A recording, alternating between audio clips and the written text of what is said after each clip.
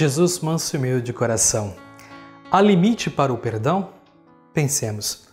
Nós, como cristãos, nos reunimos para celebrar a fé e a certeza de que pertencemos ao Senhor. Ninguém de nós vive para si mesmo e ninguém de nós morre para si mesmo. Pois se vivemos, é para o Senhor que vivemos, e se morremos, é para o Senhor que morremos. A vitória de Cristo sobre a morte é a grande lição que aprendemos no dia de hoje. Sua morte nos perdoou os pecados, uma dívida impagável que tínhamos com Deus. Dessa certeza nasce o nosso compromisso de perdoar sempre e totalmente, exatamente como pedimos no Pai Nosso. Perdoai as nossas ofensas, assim como nós perdoamos a quem nos tem ofendido. A palavra de Deus, que a liturgia do 24º domingo do tempo comum nos propõe, fala do perdão. Apresenta-nos um Deus que ama sem cálculos, sem limite, sem medida e convida-nos a assumir uma atitude semelhante para com os irmãos e irmãs que dia a dia caminham ao nosso lado.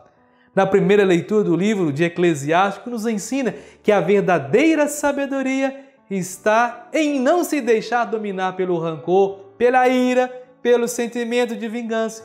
O sábio, isto é aquele que quer ter êxito e ser feliz. É aquele que é capaz de perdoar as ofensas e ter compaixão pelo seu semelhante. Particularmente interessante é a relação estabelecida aqui entre o perdão humano e o perdão divino. Quem se recusa a perdoar ao irmão, como poderá ter coragem de pedir perdão a Deus? Mas quem perdoa as ofensas dos outros poderá pedir e esperar o perdão do Senhor para suas próprias falhas. São Paulo hoje, na segunda leitura, orienta a comunidade procurando ajudá-la a traduzir na vida a fé professada em Jesus Cristo. Acontece que a comunidade tinha problema de convivência fraterna, pois estava dividida entre os fortes e os fracos, à semelhança da comunidade de Corinto. Paulo quer ajudar a comunidade a entender que o essencial é a fé em Jesus Cristo, é acreditar em Deus. Nossa vida, portanto, está nas mãos de Deus, de forma tão profunda que nem sempre compreendemos plenamente. Aquele que nos reúne e une em comunidade é infinitamente superior às questões que nos separam. No Evangelho, Jesus revela um caminho de reconciliação. Continua o quarto discurso de Jesus. Como viver na comunidade?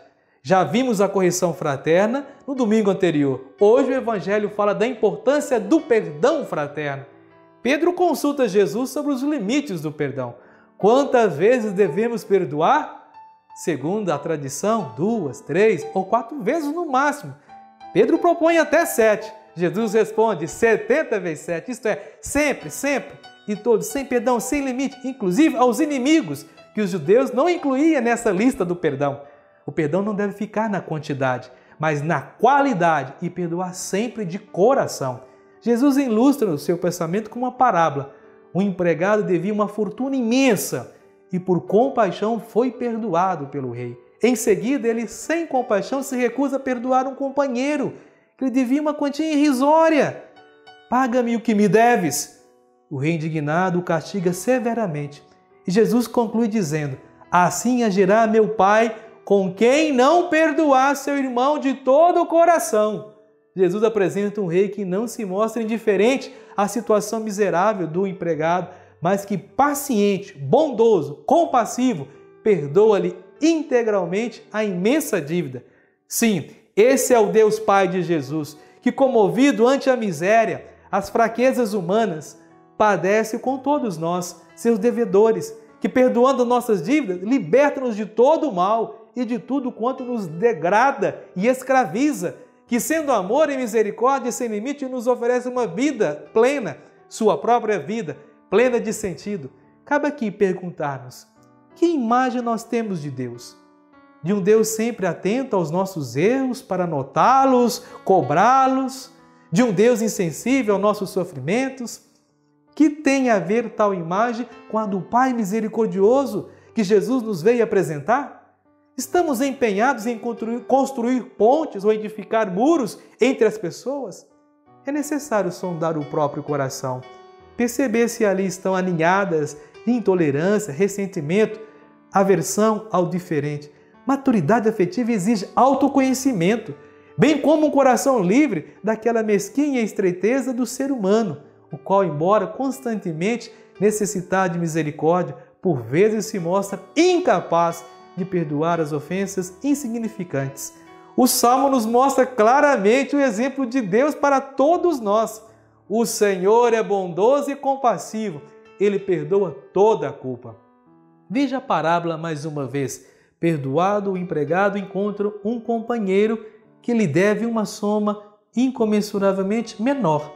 100 denários, ou valores de hoje, menos de 30 gramas de ouro. Era de esperar que ele se comportasse para com o colega da mesma forma que com ele fizera ainda há pouco o bondoso patrão. Não foi, porém, o que ocorreu. Não consentindo que a misericórdia recebida lhe penetrasse o coração. Foi incapaz de converter-se, de compadecido perdoar o companheiro. Caros irmãos e irmãs, todo discípulo de Jesus, tendo experimentado sua misericórdia, bondade, é chamado a repassá-la aos outros, fazendo-se assim semelhante a Deus. Sede misericordiosos, como vosso Pai é misericordioso. O rei almejava realizar um processo de reconciliação e instauração em seu reino. O perdão e a reconciliação são certamente presentes de Deus, mas exige nossa decidida adesão a sermos também nós instrumentos de perdão e de paz. Jesus termina a parábola com uma exortação: perdoar de coração aos nossos irmãos. Na Bíblia, coração significa a totalidade da pessoa humana, sobretudo aquela parte interior, só conhecida por Deus. É nesse sentido que Deus dizia ao profeta Samuel: o homem olha as aparências, mas o Senhor olha o coração. Deus vê por dentro, onde correm os pensamentos, onde se toma as decisões, onde se curtem os sentimentos. É, portanto, no interior de cada um de nós que deve nascer o perdão. Na mensagem aos povos da América Latina, os bispos reunidos em Puebla ensinaram que não existe gesto mais sublime do que o perdão. Eu diria, no momento não há no mundo gesto mais necessário do que o perdão para se construir a paz.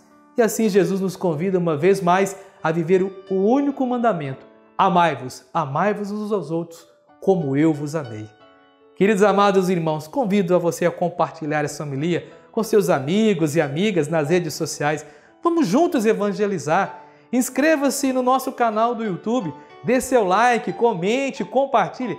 Sejamos homens e mulheres do bem, do perdão, da misericórdia, comprometidos com o Evangelho de nosso Senhor Jesus Cristo. Que Deus nos abençoe sempre. Ele que é Pai, Filho e Espírito Santo. Amém.